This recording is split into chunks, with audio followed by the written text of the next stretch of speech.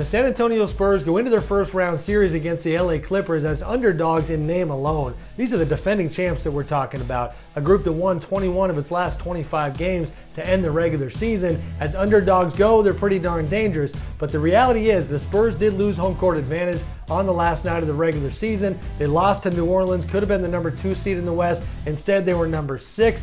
Thus, the question of whether or not that disadvantage is enough to knock the Spurs out of the playoffs as early as the first round. I'm certainly not about to predict that. Learned a long time ago not to bet against this group. Should be a great series. Obviously, San Antonio is capable of pulling off this upset.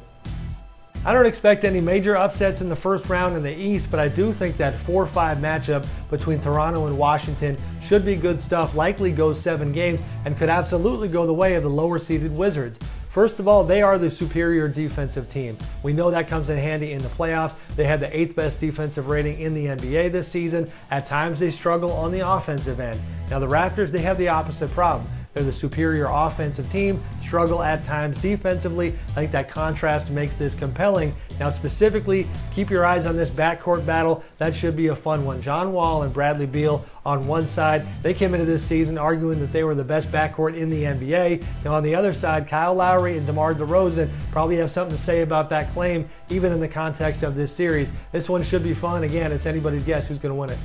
I think it's probably safe to assume that the Dallas Mavericks are thrilled with their first round opponent, the Houston Rockets, if only because of the history between these two teams.